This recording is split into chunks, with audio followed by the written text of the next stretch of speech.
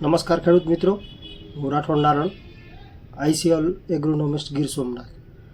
હાલ જે ગામડાની અંદર કંટ્રોલીના પાકનું વાવેતર થયેલું છે, અત્યારે એમાં મેજર પ્રોબ્લેમ આવી રહી છે વાયરસની. એટલે કે વેલા જે છે એ પીળા પડી અને પાન જે છે એ સંકોચાઈ જતા હોય છે. તો એના માટેનું બેસ્ટ સોલ્યુશન શું છે?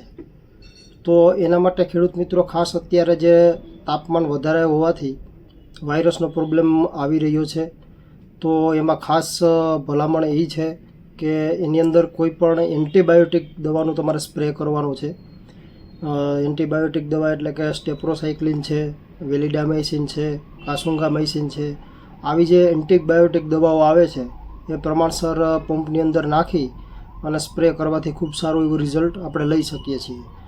હવે જે વાયરસનો પ્રોબ્લેમ છે, કંટ્રોલની અંદર પીડાશ છે, તો એને પણ દૂર કરવા માટે શું કરવું? તો એની સાથે ખેડૂત મિત્રો તમારે આઈસીએલ કંપનીનું જે સ્ટાર્ટર આવે છે NPK ગ્રેડ, જેની અંદર 11% નાઇટ્રોજન છે, 36% ફોસ્ફરસ છે અને 24% પોટાશ છે. એ સિવાય એની અંદર 5 ચિલેટેડ માઇક્રોન્યુટ્રન્ટ પણ રહેલા છે.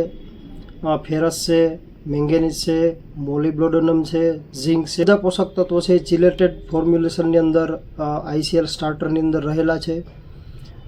અને સાથે સાથે એની અંદર હ્યુમિકટન પણ છે, 41 ટેકનોલોજી છે અને સ્ટીકર સ્પ્રેડર, બધું આ એક જ ખાતરની અંદર એડ થયેલું છે. એટલે કે જે તમારા વાયરસવાળા છોડ હોય ત્યાંથી જે એન્ટીબાયોટિક સાથે સ્ટાર્ટરનો તમે સ્પ્રે કરશો તો જે નવી કૂપણો છે, નવા પાન છે, એ નીકળવા માટે ખૂબ સારું એવું રિઝલ્ટ આપશે.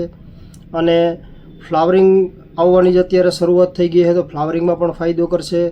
જેની અંદર પોટાશ છે એટલે ક્વોલિટીમાં પણ ઘણો બધો ડિફરન્ટ પાડશે.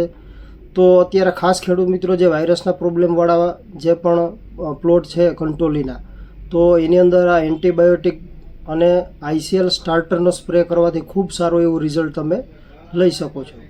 આભાર.